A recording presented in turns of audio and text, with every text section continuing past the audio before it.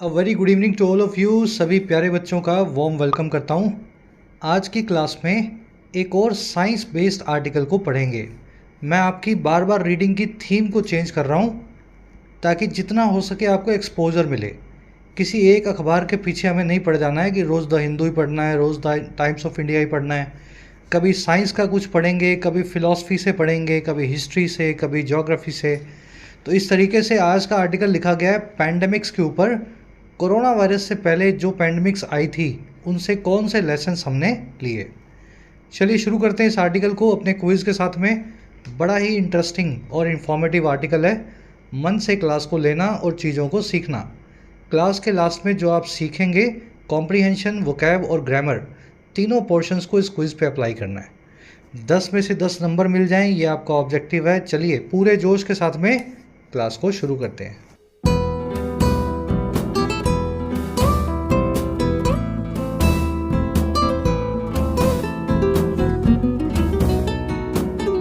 कह रहे जी epidemics and there aftermath.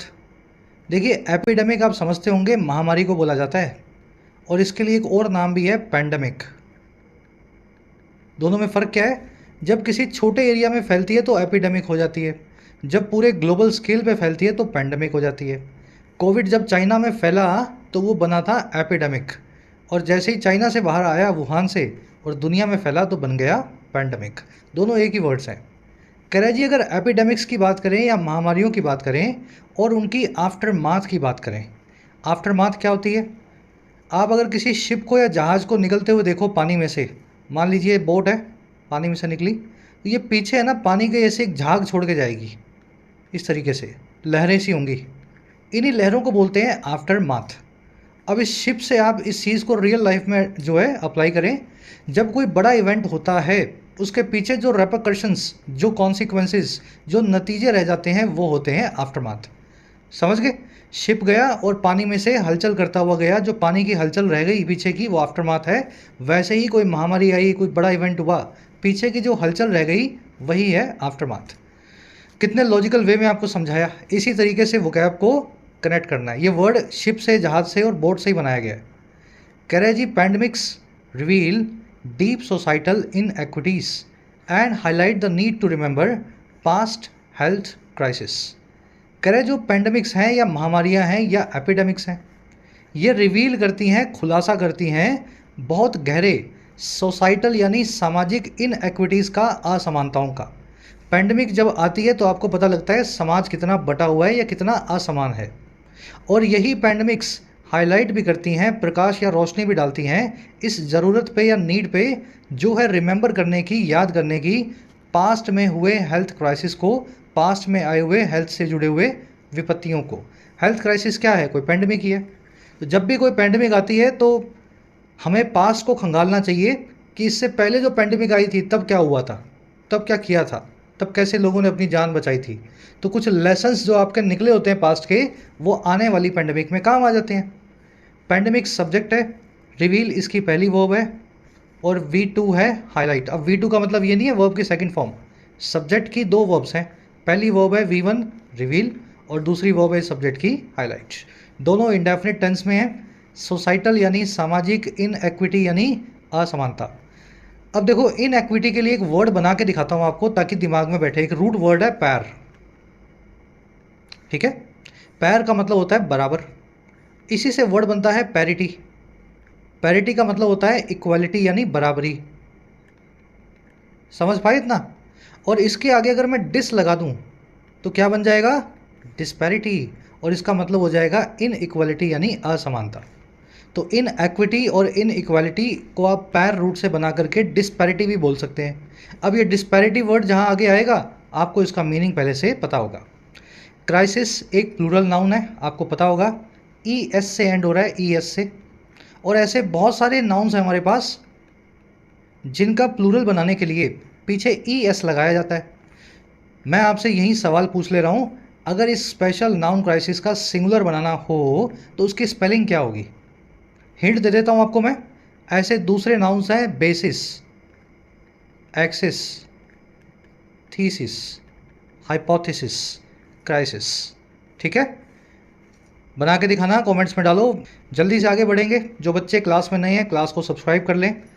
तो ज़रूर से अपना प्यार बनाए रखें ताकि इन क्लासेस को भी हम इसी तरह से रेगुलरली ला सकें। टेलीग्राम ग्रुप को ज्वाइन करने के लिए आपको @yourEnglishTutor टाइप करना है। टेलीग्राम में आपको ग्रुप मिल जाएगा। साथ ही YT ऐप पे आप तैयारी कर सकते हैं अपने एग्जाम्स की, चाहे SSC हो, डिस्क्रिप्टिव राइटिंग हो, UPSC का हो या बैंकिंग का हो। ऐप का लिंक कमेंट सेक्शन में दिया गया है। राइटिंग के कोर्स में आप सीख सकते हैं राइटिंग लगभग 60 से 70 घंटों में। फ़ायदा आप ले सकते हैं इस कोर्स का। UPSC के कोर्स में आप अपना मीडियम चेंज कर सकते हैं, किसी और लैंग्वेज से इंग्लिश में माइग्रेट कर सकते हैं। UPSC के सभी एस्पेक्ट्स कवर्ड हैं, answer writing, essay writing, descriptive writing, CSET। SSC और बैंकिंग के कोर्स में आपको सारे वैरायटी के क्वेश्चन सोल्व करना सिखाया जाता है। 100 से 1.25 घंटों के कोर्सेज हैं, आप भरपूर अपनी प्रैक्टिस कर सकते हैं। कोई क्वेश्चन हो, क्वेरी हो, टीम का नंबर है व्हाट्सएप, आप इस नंबर पे टीम से जुड़ सकते हैं via WhatsApp. Alright, vocab sheet है अपनी। शुरू करेंगे फर्स्ट फ्रेजल वर्ब से, ब्रेस फॉर। अब देखो कितने प्यार वाले तरीके से समझाऊंगा आपको, हमेशा याद रहेगा आपको। ये बताओ अगर बस चल रही है और अचानक से ड्राइवर ब्रेक्स लगाए तो आप क्या करते हैं? आप खड़े हैं बस में, तो आप क्या करेंगे जी? आप बस का कोई खंबा वंबा पकड़ लेंगे, कोई पोल पकड़ लेंगे, किसी सीट को पकड़ लेंगे। तो इसी को बोलते हैं अंग्रेजी में ब्रेस फॉर करना। ब्रेस का मतलब होता है जकड़ के रखना, फॉर मतलब किसी चीज़ के लिए जो आने वाली है, जो आपको हिलाने वाली है। Brace for an impact, brace for something. To get ready for something unpleasant, किसी अनप्लेजेंट चीज़ के लिए तैयार होना, किसी खराब घटना के लिए पहले से खुद को रेडी करना। जैसे बस के ब्रेक लगने के वक्त आप फटाफट किसी चीज़ को पकड़ लेते हैं, ब्रेस कर लेते हैं, उससे पकड़ के आप लटक जाते हैं। Central banks all over the world are bracing for the impact. Central banks जो हैं पूरी दुनिया के, खुद को तैयार कर रहे हैं, ब्रेस फॉर कर रहे हैं इस इम्पैक्ट के लिए, असर के लिए। और किसका असर है? Of the Russia Ukraine conflict, इन दोनों कंट्रीज़ के कॉन्फ्लिक्ट का। अब देखो समझ में आया ना, लॉजिकली वहीं से बनी है फ्रेजल वर्ब। चलो आगे बढ़ते हैं। नेक्स्ट वर्ड है हमारा फैशन। देखिए फैशन तो आप समझते ही हैं, नए नए तरह के आते हैं ना फैशन, वो फैशन है नाउन। ये फैशन है वर्ब। वर्ब फॉर्म में फैशन का मतलब होता है किसी चीज़ को कोई शेप, कोई डिज़ाइन में ढालना, किसी चीज़ को किसी शेप या डिज़ाइन में ढालना। नाउन फॉर्म में फैशन वही फैशन है जो आप समझ पा रहे होंगे। यहाँ फैशन वर्ब की बात हो रही है। चलिए यूज़ करके दिखाता हूँ। The right to life and privacy gives us the right to fashion our lives in the way we find suitable. जो जीने का अधिकार है और निजता का अधिकार है, प्रिवेसी का राइट है।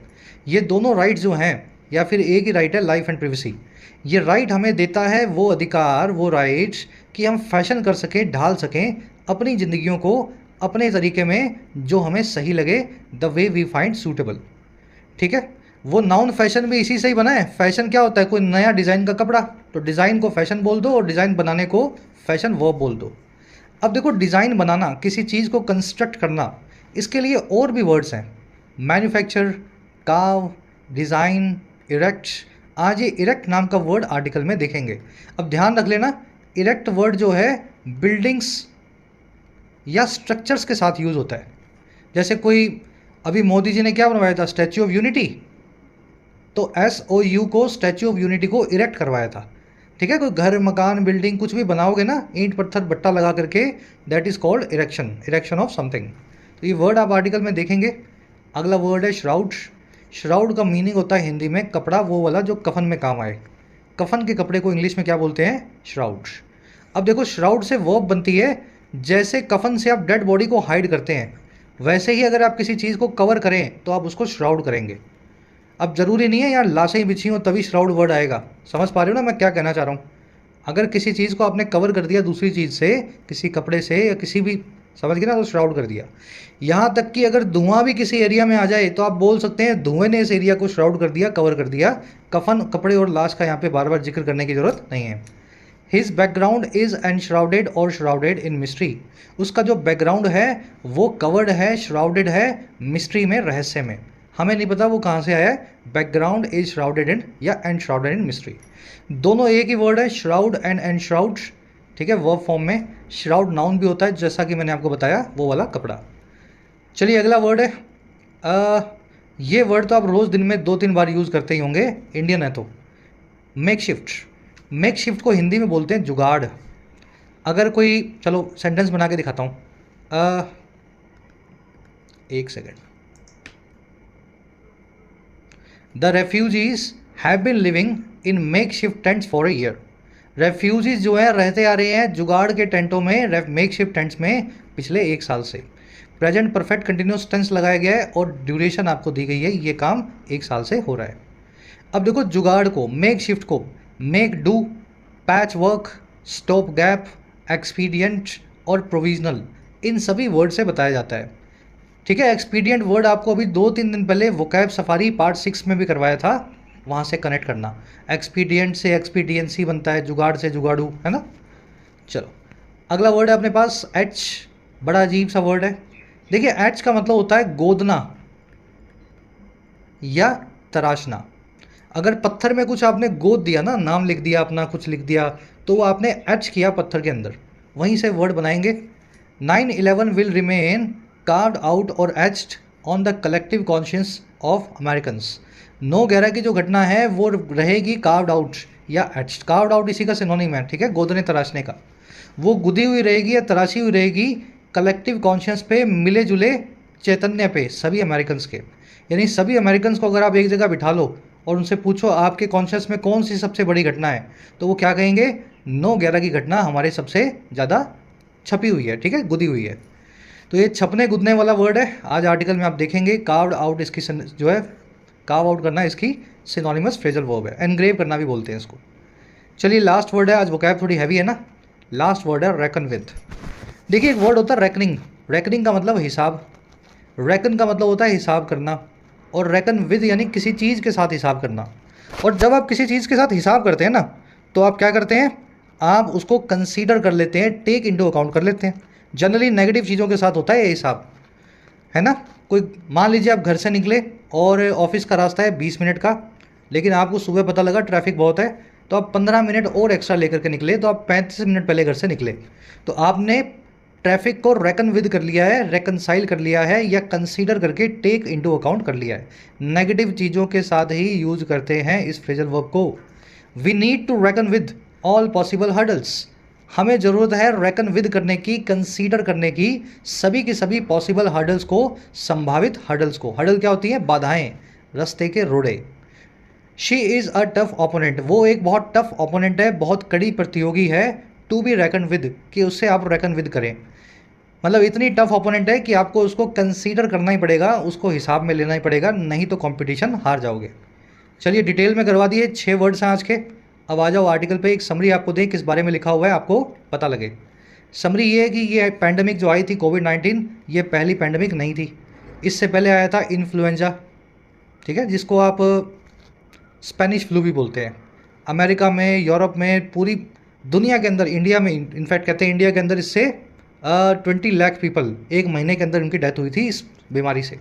तो कोविड से पहले ऐसी कई महामारियाँ आई हैं और उनसे कई लेसन्स भी हमें मिलते हैं, लेकिन वो लेसन्स हम भूल जाते हैं कुछ सालों के बाद।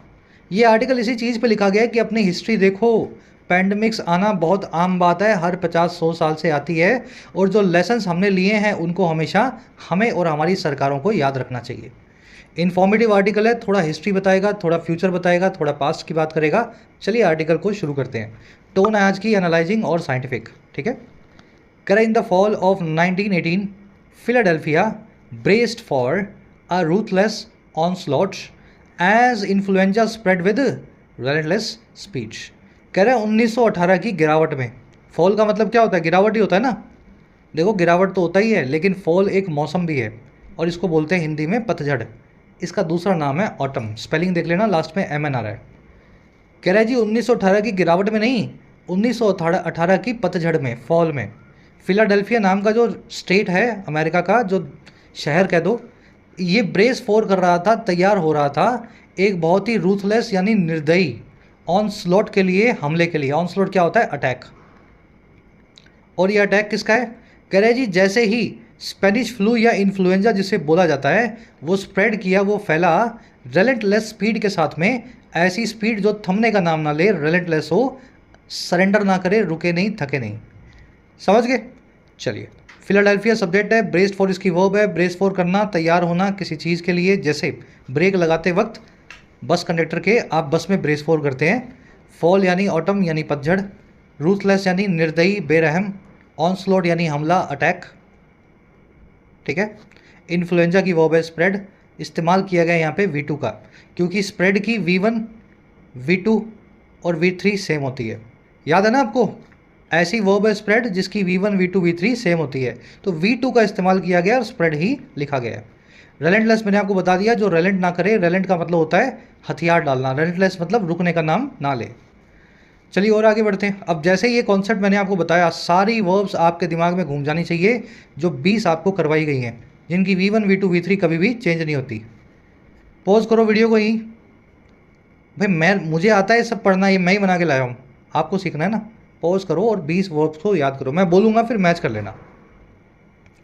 Set, cut, put, hit, wed and bid. ये है 3 वर्ड्स वाली 5-6। अब 4 वाली पे आ जाओ। हर्ट, शट, क्विट, ठीक है, क्विट। स्प्लिट 5 वाली। फिर cast, cost, cast and coast.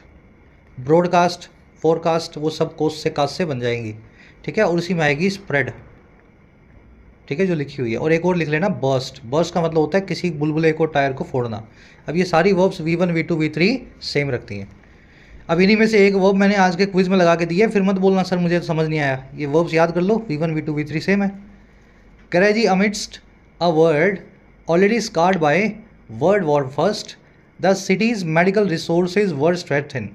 कह रहे अमिस्ट यानी चलते हुए इस चीज़ के बीचों बीच। कह रहे जी, बीचों बीच एक वर्ड के, ऐसी दुनिया के जो ऑलरेडी स्कार्ड थी, चोटिल थी, मार खाई हुई थी। स्कार करना यानी चोट मारना, जिस पे ऑलरेडी इंजरी पड़ी हुई थी पहले विश्व युद्ध की। कह रहा है ऐसी एक दुनिया में 14 से 18 में विश्व युद्ध फर्स्ट हुआ था ना।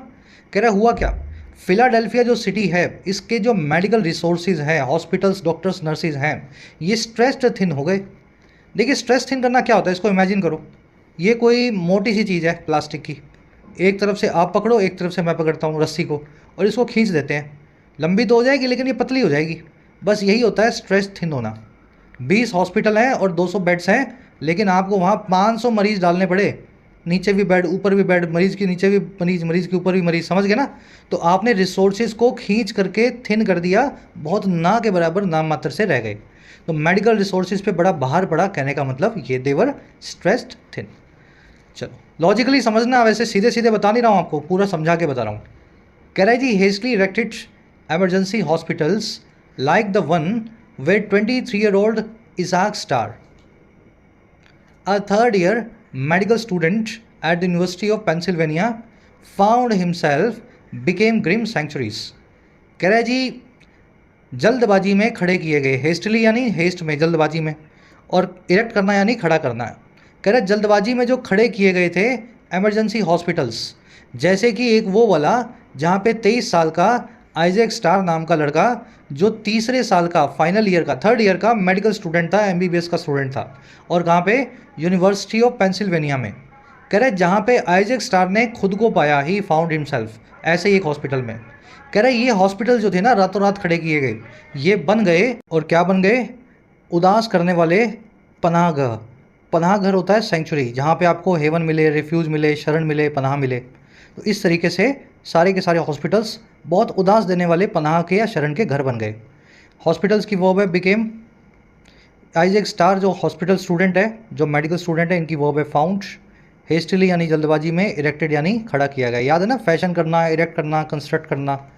चलो कह रहे जी, the hospital, a partially demolished building shrouded in wooden partitions awaited the influx of fever stricken patients. कह रहे ये जो हॉस्पिटल था जहाँ आइजैक काम कर रहा था, जो कि एक पार्शली, आंशिक तौर पे टूटा हुआ, डिमोलिश हुआ एक बिल्डिंग था, जो श्राउडेड था, ढका हुआ था वुडन पार्टीशन से, है ना। उसमें लकड़ी के पार्टीशन बने हुए थे 2-2, 5-5 फीट के, जहाँ पे पेशेंट सो सके। कह रहे ये जो हॉस्पिटल था ना, ये अवेट कर रहा था, ये इंतज़ार कर रहा था इनफ्लक्स को, इनकमिंग को, और किसके, फीवर से मार खाए हुए, फीवर से परेशान पेशेंट्स को। ठीक है, तो ऐसा टूटा फूटा हॉस्पिटल जहाँ पे लकड़ी के बेड पार्टीशन करके लगाए हुए थे, बस पेशेंट आए, इंतज़ार में था। हॉस्पिटल की वर्ब है अवेटेड, अवेट करना, किसी चीज़ का इंतज़ार करना। डिमोलिश्ड यानी टूटा फूटा। इसके लिए एक और वर्ड है हमारे पास, याद रखेंगे, टूटी फूटी चीज़ के लिए डिलैपिडेटेड। ठीक है, टूटा फूटा।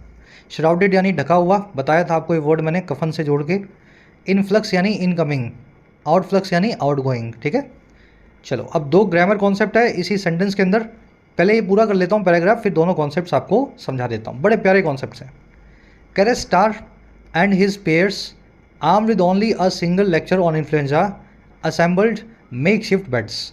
कह रहे आइजैक जो था स्टार और उसके जो पेयर्स थे, जो साथी थे, दूसरे डॉक्टर्स थे, जो आर्म्ड विद थे, जिनको हथियार बंद किया गया था, आर्म्ड विद किया गया था सिर्फ एक लेक्चर से इन्फ्लुएंजा के ऊपर। अभी तो एमबीबीएस पूरी नहीं हुई, सिर्फ एक लेक्चर हुआ था इनका स्पेनिश फ्लू पे, इन्फ्लुएंजा पे।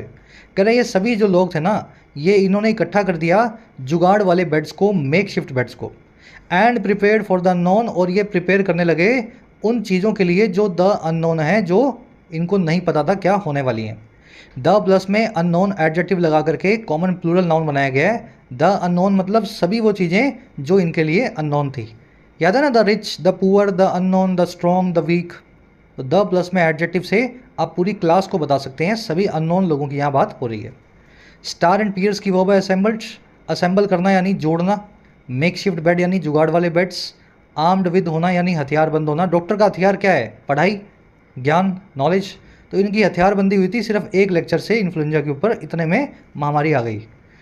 चलिए आगे बढ़ते हैं, दोनों कॉन्सेप्ट देख लो। चलो फर्स्ट कॉन्सेप्ट है ये अवेटेड।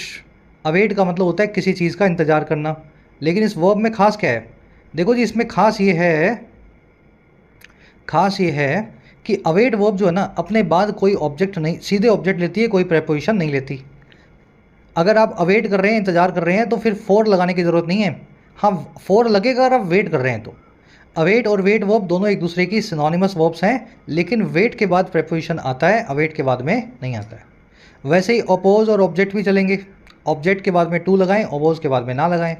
इनहैबिट और लिव इन भी चलेंगे, कंप्राइज और कंसिस्ट ऑफ भी चलेंगे, आंसर एंड रिप्लाई टू भी चलेंगे। You answer to my question, you answered to my query, ठीक है। अब ये सेंटेंस गलत है। क्यों गलत है? आंसर वर्ब के बाद में टू नहीं आता, या तो इस टू को निकाल दो, और या फिर आंसवर्ड की जगह लिख दो रिप्लाइड। इतना ही कॉन्सेप्ट है। सही वर्ब को यूज़ करो प्रेपोजिशन के साथ, और अगर नहीं यूज़ करना है प्रेपोजिशन को, तो फिर भी आपको प्रेपोजिशन निकाल के सही वर्ब को लगाना है। ये लिस्ट आपको याद रखनी पड़ेगी, कोई ट्रिक नहीं है, कोई फॉर्मूला नहीं है, कुछ भी नहीं है इसका, ठीक है। याद करनी ही पड़ेगी, 8, 9, 7 जितनी भी वर्ब्स हैं, ध्यान से इनको दिमाग में बिठा लेना। चलिए, स्टूडेंट्स आर वेटिंग और awaiting for the exam result. Exam का क्वेश्चन बता रहा हूँ आपको, बच्चे एग्ज़ाम के रिजल्ट का इंतजार कर रहे हैं। फॉर लग गया, एग्जामिनर ने लगा के दिया है, तो वो चाहता है आप वो वाली वर्ब यूज़ करें जिसके बाद में प्रेपोजिशन आती हो। तो अवेटिंग यहाँ पे गलत हो जाएगा, यहाँ लिखना पड़ेगा waiting for. Some old tribes inhabit और लिव दिस एरिया। कुछ पुरानी जनजातियाँ इस एरिया में रहती हैं। कोई प्रेपोजिशन लगा के दी नहीं है एग्जामिनर ने, तो एग्जामिनर चाहता है रहने के लिए वो वर्ब यूज़ हो जिसमें प्रेपोजिशन ना आती हो, और बिना प्रेपोजिशन की वर्ब है इनहैबिट, ठीक है। लिव यहाँ पे नहीं आ सकता। यू आर सिमिलर और रिसेंबल टू माई सिस्टर। आप मेरी बहन के जैसे हैं। टू लगा के दिया एग्जामिनर ने, तो टू वाली होती है बी सिमिलर टू। बी का मतलब है is, am, are, was, were, जो भी लगाना चाहें। तो यहाँ पे you resemble to my sister गलत हो जाएगा, रिसेंबल के बाद टू नहीं आ सकता, टू आ चुका है ऑलरेडी, तो आपको लिखना पड़ेगा you are similar to my sister. सीख गए कॉन्सेप्ट? मेरे ख्याल से कोई कन्फ्यूजन नहीं होगी, इसको 10वीं 8वीं का बच्चा भी सीख सकता है ना, लॉजिकली आपने सीख लिया। चलो, ये कॉन्सेप्ट आज के क्विज में आएगा। अब आ जाओ कॉन्सेप्ट नंबर 2, थोड़ा सा एडवांस्ड है, आसान है फिर भी। कॉन्सेप्ट ये कहता है कि ये जो कुछ वर्ब्स हैं ना, खास वर्ब्स, सिंक यानी डूबना, श्रिंक यानी सिकुड़ना, स्ट्राइक यानी मारना, चोट मारना, गेट यानी पाना, मेल्ट यानी पिघलना या पिघलाना, शेव यानी शेव करना, प्रूव यानी साबित करना या साबित होना, शेयर का मतलब होता है काट छांट करना। जैसे वो भेड़ की ऊन काटी जाती है ना, उसके ऊपर की वूल, बाल जो होते हैं, उसको भेड़ को शेयर करते हैं आप। इन सभी वर्ब्स की खास बात ये है कि इनकी V3 एडजेक्टिव का काम नहीं करती। जनरली V3 एडजेक्टिव का काम करती है, आपको पता होगा, ब्रेक, ब्रोक एंड ब्रोकन, ठीक है। V1, V2 and V3। Broken यानी V3 और इसका मतलब होता है टूटा हुआ, एडजेक्टिव बन जाता है। ब्रोकन हार्ट यानी टूटा हुआ दिल। लेकिन इन वर्ब्स के साथ में ऐसा नहीं होता, इनकी V3 जो है एडजेक्टिव का काम नहीं करती। तो कैसे बनाए इनका एडजेक्टिव? भाई साहब इनके एडजेक्टिव की लिस्ट आपको दी गई है। सिंक की संकन, श्रंक की श्रंकन, स्ट्रिक की stricken, gotten, molten, shaven, proven और शॉन। याद करनी पड़ेगी, जनरली सबके एंड में जो है ई एन आ रहा है, ठीक है। V3 के आगे ई एन लगा करके इनकी थर्ड फॉर्म बन रही है, थोड़ी अलग भी है। स्ट्रिक की स्ट्रिकन है, स्ट्रक की स्ट्रिकन बनानी पड़ेगी। तो याद कर लो इनको, बोल के देख लो, लिख लो, स्क्रीनशॉट ले लो। अब क्वेश्चंस दिखाता हूँ एग्जाम में कैसे आएंगे। The whole world offered assistance to the pandemic struck nation. पूरी दुनिया ने ऑफर किया हेल्प या मदद को पैंडमिक से चोट खाई हुई नेशन को। स्ट्राइक मतलब चोट मारना, स्ट्रक मतलब चोट खाया हुआ।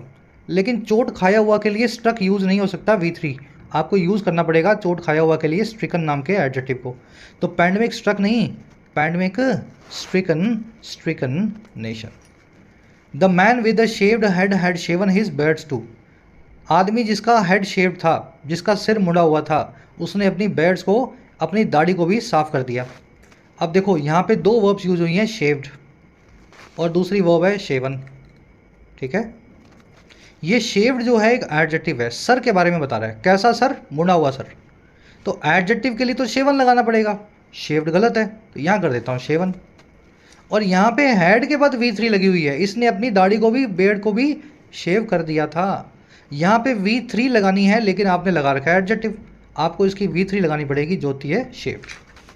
समझ गए ना? The man with the shaven head had shaved his beard too. बड़ा कूल कॉन्सेप्ट, प्यारा सा कॉन्सेप्ट है। लास्ट क्वेश्चन आपको दे रहा हूँ as a quiz. Melted lava, molten या had molten everything in its way. Melt हुए लावा ने मेल्ट कर दिया था, पिघले हुए लावा ने पिघला दिया था हर एक चीज़ को जो इसके रास्ते में थी। ट्राई देना है खुद से, सही बताओगे तो हार्ट दे दूंगा और गलत बताओगे तो आपको सही आंसर कमेंट्स में बता दूंगा। ट्राई देंगे सभी बच्चे इसको जल्दी से। चलो आगे बढ़ते हैं। अब अपनी ग्रामर वाला पोर्शन गया हो, अब सारा अपने को फटाफट प्रोसेस करना है आर्टिकल। कह रहे जी पेशेंट्स, ये इतना आपने देख लिया है ना। कह रहे patients initially arrived with high fevers but for many the illness quickly escalated into a desperate struggle for breath.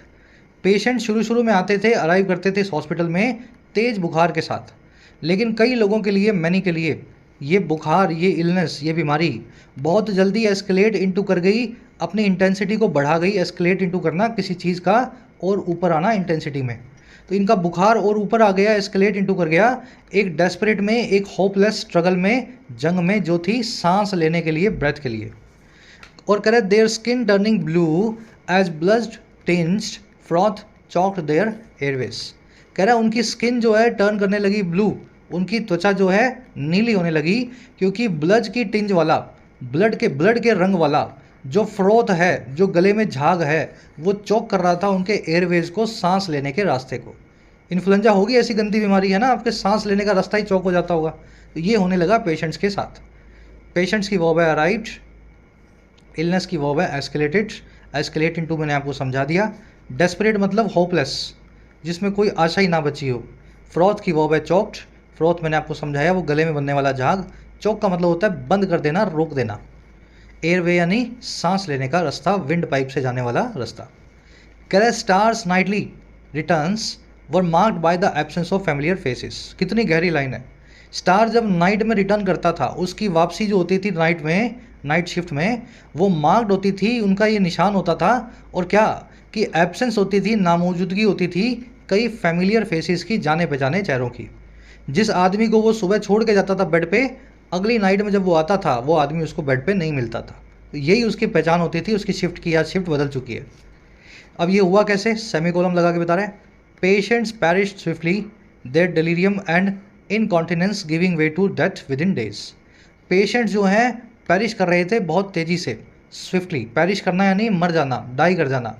और उनका जो डेलीरियम था, डेलीरियम क्या होता है, एक ऐसी अवस्था जिसमें आप बहुत एजिटेटेड हो जाएं, पागलों की तरह एग्रेशन करने लगे, आपको अजीब अजीब आवाज़ें आने लगे, ठीक है ना, समझ गए ना। हिस्टीरिया बोलते हैं इसको, फ्रेंची बोलते हैं। आपको कुछ समझ ही ना रहा हो, आपको सामने कोई है और दिख ना रहा हो, और जहाँ कोई कुछ नहीं है वहाँ सब दिख रहे हो आपको। कह रहे क्योंकि पेशेंट जो है मर रहे थे तेज़ी से, और उनका जो डेलीरियम था और इनकॉन्टिनेंस था, वो रास्ता दे रहा था मौत को कुछ ही दिनों में। इनकॉन्टिनेंस होती है ऐसी मजबूर अवस्था जब आप अपने यूरिनरी ट्रैक्ट को कंट्रोल ना कर पाएँ, ब्लैडर को कंट्रोल ना कर पाएँ। ठीक है, बड़े बूढ़ों में होती है 80-90 साल की एज में। तो यहाँ पे जवान पेशेंट्स में भी ये होने लगा। वो अपने ब्लैडर को कंट्रोल नहीं कर पा रहे थे, बिस्तर गीला कर रहे थे और डेलीरियम में आ रहे थे और कुछ ही दिनों में मरते जा रहे थे।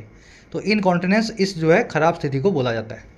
पेशेंट्स की वो है पेरिस्ट। पेरिश का मतलब बता दिया आपको, मर जाना। डेलीरियम मैंने समझा दिया, खतरनाक चीज़ होती है ये। चलिए, Karachi October 1918 alone claimed the lives of approximately 11,000 Philadelphians। अक्टूबर 1918 जो है अकेले इसने क्लेम कर दिया, दावा ठोक दिया जिंदगियों पे लगभग 11,000 फिलाडेल्फियन लोगों की।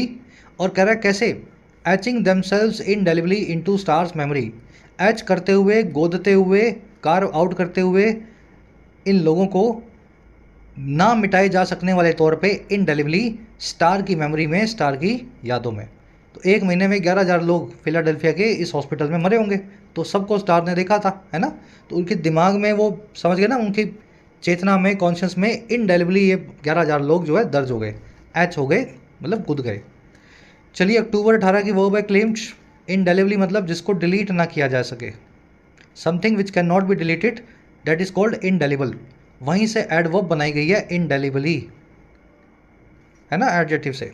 एच करना, गोदना, कार्व आउट करना, खोदना, एनग्रेव करना। जैसे पत्थर में कोई नाम लिखा जाता है, वैसे इसकी मेमोरी में 11,000 लोग जो हैं दर्ज हो गए। चलिए और आगे बढ़ते हैं। Karachi the 1918 influenza pandemic claimed an estimated 50 million lives world wide. 1918 की जो इन्फ्लुएंजा पैंडमिक थी, इसने मार दिया लगभग 50 मिलियन लोगों को, जिंदगियों को पूरी दुनिया में। क्लेम सम लाइव्स का मतलब होता है ज़िंदगियों पे दावे ठोकना या किसी की जान ले लेना। इसने जान ले ली 5 करोड़ लोगों की दुनिया में। Living a legacy that faded swiftly. और ऐसी एक विरासत को छोड़ते हुए ली, एक ऐसी लेगेसी को लीव करते हुए ली जो लेगेसी बहुत जल्दी फेड कर गई, ख़त्म हो गई, धुंधली हो गई। और कहाँ से? फ्रॉम पब्लिक मेमोरी, हमारी और आपकी मेमोरी से। पैंडेमिक की वर्ब है क्लिम्ड, दैट की वर्ब है फेडेड। फेड करना यानी किसी चीज़ का डिम होना। जैसे तारे टिमटिमा के ख़त्म हो जाते हैं ना रात में, सुबह होते ही फेड करते हैं वो, वैसे ही ये मेमोरी से भी ये चीज़ें फेड हो गई। Karachi major historical accounts such as Alfred Crosby's America's forgotten pandemic did not emerge until decades later. कह रहे बड़े बड़े जो हिस्टोरिकल अकाउंट्स हैं, ऐतिहासिक वर्णन हैं। अकाउंट्स क्या होते हैं? किसी चीज़ का ब्यौरा, ऐतिहासिक ब्यौरे हैं। कह रहे जी जैसे कि अल्फ्रेड क्रॉस्बी का ये वाला अकाउंट, ये वाला लेख, ये वाला ऐसे अमेरिकाज फॉरगॉटन पैंडेमिक। कह रहे ये अकाउंट जो है ना, ये इमर्ज ही नहीं हुए, ये उभर करके ही नहीं आए, लिखे ही नहीं गए कई दशकों बाद तक। तो 20-20, 30-30 साल बाद लोगों ने इसके ऊपर कहानियाँ लिख करके बताया कि उनकी पैंडेमिक कैसे गुजरी। अकाउंट्स की वो डिड नॉट इमर्ज। अकाउंट होता है किसी चीज़ का ब्यौरा, जिस वाक़ये से, जिस इवेंट से आप गुजरे हैं, आप उसकी याद को कागज़ पे, पन्ने पे उतारते हैं, that is called an account. ठीक है, चलिए। कह the covid pandemic echoing the impact of its 1980 predecessor has profoundly altered daily life। कह रहे कोविड-19 पैंडेमिक जो है, और कैसे? एको करते हुए, गूंजते हुए। एको क्या होता है? जब आप पहाड़ और किसी गुफा में आवाज़ देते हो तो आवाज़ सामने से वापस आती है ना, इसको बोलते हैं रेजोनेट करना, एको करना या गूंजना। कह रहे कोविड-19 पैंडेमिक भी ऐसे ही गूंजते हुए इम्पैक्ट को जो है 1918 के, इसके प्रेडेसेसर का, इसके पूर्वज का। 1918 में कौन आया था? Spanish flu. 2020 में क्या आया था? कोविड-19। कह रहे अपने प्रेडेसेसर या पूर्वज के ही प्रभाव को, इम्पैक्ट को गुंजाते हुए इस बीमारी ने, कोविड ने प्रोफाउंडली यानी बहुत प्रोफाउंड तौर पे, बहुत मेजर तौर पे, डोमिनेटिंग वे में ऑल्टर कर दिया है, बदल दिया है डेली लाइफ को, आम आदमी की ज़िंदगियों को। पैंडेमिक की वर्ब है हैज़ ऑल्टर्ड। ठीक है, प्रेडेसेसर मैंने आपको समझा दिया, पूर्वज जो बाद में आए वो सक्सेसर, जो पहले आए वो प्रेडेसेसर। कह रहा है yet despite a century of advancements in virology and rapid vaccine development underlying societal inequities remain starkly eliminated. कह रहा है फिर भी, बावजूद एक सेंचुरी के, सदी के जो थी एडवांसमेंट्स की, इम्प्रूवमेंट्स की, वायरोलॉजी के अंदर, वायरस को निपटने के जो हमारी कला है, जो साइंस है वायरोलॉजी, उसके अंदर, बावजूद वायरस की, वायरोलॉजी के अंदर एडवांसमेंट्स के और रैपिड वैक्सीन डेवलपमेंट के, तेज़ी से वैक्सीन को बना दिए जाने के, जो छुपे हुए या अंडरलाइंग सामाजिक इनइक्विटीज़ हैं या असमानताएं हैं, वो बनी रहती हैं, स्टार्कली इल्यूमिनेटेड, आज भी बहुत प्लेन तरीके से, स्टार्क तरीके से, क्लियर तरीके से, जगमग। इल्यूमिनेटेड यानी ब्राइट, जिसको आप देख सकें, जो जगमग हो। तो कितना भी 100 साल में हम आगे बढ़ गए हों, वायरस कंट्रोल कर लेते हों, वैक्सीन बना लेते हों, आज भी समाज उतना ही असमान है जितना 1918 की महामारी के दौरान हुआ करता था। ठीक है, सेंटेंस थोड़ा सा लिखा हुआ है उस तरीके से। सोशल इनइक्विटीज़ की वो दे रिमेन इल्यूमिनेटेड, यानी वो अभी भी जगमग कर रही हैं, अभी भी दिखाई दे रही हैं। स्टार्कली यानी क्लियर तरीके से। अंडरलाइंग यानी जो अंडरलाई कर रही हो, जो छुपी हुई हो, जो इनहेरेंट हो, जो लेटेंट या हिडन हो। कह रहा doctor Anthony Fauci highlights the rapid development of a COVID-19 vaccine, an achievement taking merely 11 months from virus discovery to mass inoculation, as a testament to the value of sustained biomedical research. कह रहे जो doctor Anthony Fauci हैं ये highlight करते हैं तेज़ी से development को कोविड-19 वैक्सीन की। अब ये क्या थी? कह रहे जी ये एक अचीवमेंट थी, एक उपलब्धि थी जिसने ले लिए सिर्फ 11 महीने वायरस की डिस्कवरी से लेकर के मास इनोकुलेशन तक, बड़े स्केल पे वैक्सीनेशन तक। इनोकुलेशन यानी इम्यूनाइजेशन या वैक्सीनेशन। तो 11 महीने के अंदर वुहान से वायरस निकल भी गया, हमने वैक्सीन बना भी ली, वैक्सीन ठोक भी दी, है ना, और बाद में पता भी लगा इस वैक्सीन से क्या क्या होता है। तो कह रहा है मात्र 11 महीने में ये हुआ, ये बड़ी उपलब्धि है। और फाउसी क्या कहते हैं, हाईलाइट करते हैं इसी रैपिड डेवलपमेंट को। और कैसे हाईलाइट करते हैं भाई इस उपलब्धि को? एक टेस्टामेंट के तौर पे, एक गवाह के तौर पे, सबूत के तौर पे उस वैल्यू का, उस कीमत का जो है सस्टेन्ड, लगातार बनी हुई बायोमेडिकल रिसर्च का। क्योंकि हम लगातार बायोमेडिकल रिसर्च करते हैं इसलिए 11-11 महीने में हम वैक्सीन्स भी बना सकते हैं। तो फाउसी ने यही बताया, वो इनकी हाइलाइट्स। टेस्टामेंट यानी गवाह, सबूत, प्रूफ, किसी चीज़ का जो एविडेंस। इनोकुलेशन मैंने आपको समझाया, वैक्सीनेशन को, टीकाकरण को बोला जाता है। कह रहे जी however the pandemic has also spotlighted persistent disparities। कह रहे लेकिन however इस पैंडमिक ने साथ ही साथ स्पॉटलाइट किया है, हाईलाइट किया है, प्रकाश डाला है। एक ही बात है दोनों, हाईलाइट और स्पॉटलाइट।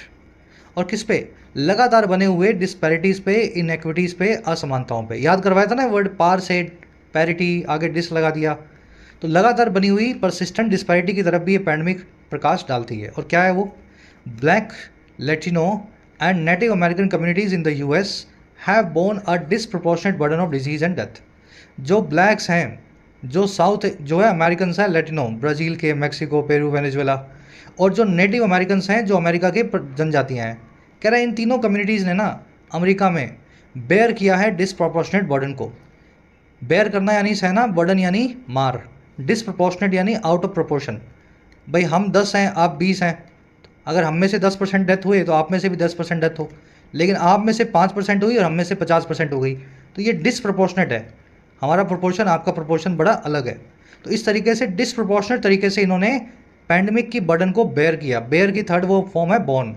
बेयर यानी सहना, they have born the burden of the disease and the deaths. समझ गए सिंपल सेंटेंस? चलो बात ज़्यादा मेरे ख्याल से सब्जेक्ट वर्ब की ज़रूरत नहीं है, बड़ा ईजी सा है, देख भी पा रहे होंगे। डिसप्रोपोर्शनेट वर्ड को देख लेना और बेयर वर्ब की, सहने वाली बेयर वर्ब की थर्ड फॉर्म को, बॉर्न को देख लेना। कह रहा है जी हिस्ट्री शोज। अब देखो लास्ट है ये पैराग्राफ और इसमें आपको मिलेगा take away. History shows that collective memory often fades after the immediate crisis. इतिहास ये दिखाता है कि जो कलेक्टिव मेमोरी है, जो हम सभी की मेमोरी है, अक्सर वो धुंधली पड़ जाती है इमीडिएट क्राइसिस के बाद में। क्राइसिस वही वर्ब है जो मैंने आपसे वर्ड पूछा था, सिंगुलर में क्या होगा? पीछे IS लगा है तो सिंगुलर, और अगर प्लूरल बनाना है तो पीछे ES लगा दो। याद है ना, जो आपसे पूछा था ये वही वर्ड है। The US moved on from the 1918 pandemic without fully reckoning with its devastation. US move on कर गया। मूव ऑन करना या गेट ओवर करना, किसी चीज़ को पीछे छोड़ के आगे बढ़ना। अमेरिका पीछे छोड़ के आगे बढ़ गया 1918 के पैंडमिक को, बिना पूरे तरीके से इसको टेक इनटू अकाउंट किए, कंसीडर किए, रेकन विद किए, इसकी डिवास्टेशन को, इसकी तबाही को। तो तबाही तो बहुत हुई अमेरिका में, लेकिन अमेरिका तबाही भूल के, बिना तबाही का हिसाब किए आगे बढ़ गया, मतलब भूल गया इस पूरी पैंडमिक को। US की वर्ब है मूव्ड, रेकन विद करना, हिसाब करना, टेक इनटू कैलकुलेशन करना, किसी चीज़ को कंसीडर करना। याद है ना वर्ड, फ्रेजल वर्ब। चलो आगे कह रहे जी the success of vaccines like those for polio has at times obscured their critical importance. जो कामयाबी है वैक्सीन्स की, जैसे कि वो वाली वैक्सीन जो पोलियो में लगती हैं, कह रहे ये वैक्सीन्स की जो कामयाबी है ना, इस कामयाबी ने कभी कभी एट टाइम्स ऑब्सक्योर कर दिया, धुंधला कर दिया उन वैक्सीन की क्रिटिकल इंपॉर्टेंस को, बहुत ही गंभीर इंपॉर्टेंस को। वैक्सीन लग रही है, पोलियो होना बंद हो गया तो हम भूल ही गए पोलियो होता क्या है। पोलियो बड़ी खतरनाक बीमारी है, वैक्सीन की इंपॉर्टेंस को हमें नहीं भूलना। और कह रहा ये हुआ कैसे, फॉस्टरिंग कंप्लेसेंसी, फोस्टर करते हुए, पनपाते हुए, नर्चर करते हुए ढीलेपन को, कंप्लेसेंसी को। कंप्लेसेंसी क्या होती है, अरे वैक्सीन लगवा लूँगा ना, मास्क क्या लगाना है, मास्क से क्या होगा, मैं तो वैक्सीन लगवाऊंगा, वैक्सीन लग गई मेरे। तो ये होती है कंप्लेसेंसी। आपने मास्क वास्क कब छोड़ दिया, हाथ वाथ मिला रहे हो क्योंकि आपको लगता है सब हो गया। ठीक है, ढीलापन। सक्सेस की वर्ब है हैज़ ऑब्स्क्योर्ड, ऑब्स्क्योर करना, किसी चीज़ को धुंधला करना। ठीक है ना, वेल करना, कैमोफ्लाइज या हाइड करना। कह रहा है जी epidemics often leave the marginalise drown in a sea of forgetfulness. कितनी गहरी, पॉइगनेंट और इमोशनल लाइन है। महामारियाँ अक्सर मार्जिनलाइज लोगों को, हाशिए पे बैठे लोगों को डुबो देती हैं एक समंदर में जो है भूल जाने का, फॉरगेटफुलनेस का। सड़क के किनारे कोई मर गया, आप तो उसको जानते भी नहीं थे। तो इस तरीके से जो मार्जिनलाइज लोग हैं वो गहराई में डूब जाते हैं, फॉरगेटफुलनेस के, दुनिया से उनको भुला दिया जाता है। एपिडेमिक्स की वो है ड्राउन, ड्राउन का मतलब होता है डूबना या डुबोना। The marginalise common plural noun, marginalise मतलब हाशिए पे रहने वाला इंसान, बहुत गरीब इंसान। फॉरगेटफुलनेस आपको समझ में आता होगा, फॉरगेट हो गया कोई चीज़, फॉरगेटफुलनेस की स्टेट में आ चुकी है। कह रहे the covid pandemic serves as a poignant reminder. Covid pandemic एक पॉइगनेंट रिमाइंडर का काम करती है, सर्व करती है इस रूप में। पॉइगनेंट आपको कल ही बताया था, इमोशनल, जो शार्पली इमोशनल हो, तो एक बहुत ही शार्प रिमाइंडर का काम करती है ऑफ दीज एंड्यूरिंग चैलेंजेस, इन लगातार बनी हुई चुनौतियों के। Underscoring the necessity of addressing the societal determinants of health to prevent future disparities.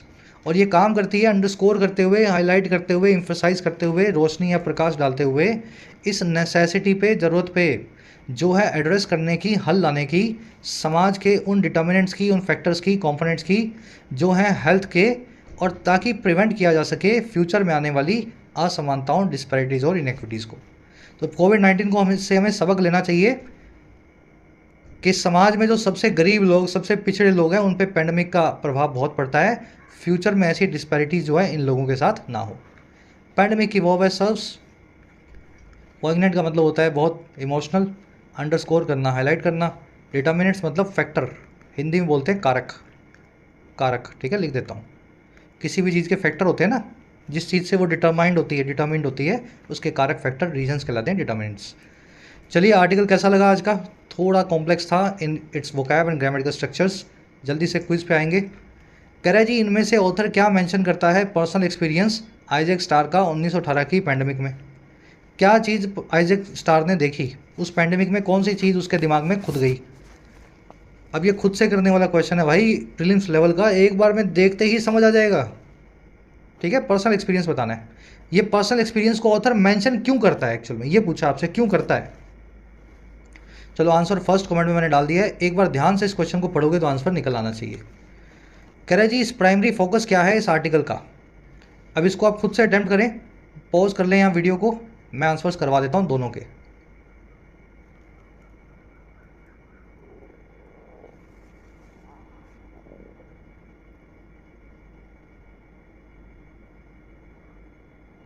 देखो फर्स्ट में आंसर है बी। आइजैक स्टार के जो पर्सनल एक्सपीरियंस बताए गए थे वो इसलिए बताए गए कि इंडिविजुअल लाइफ्स पे पैंडेमिक का क्या सीवियर इम्पैक्ट रहा।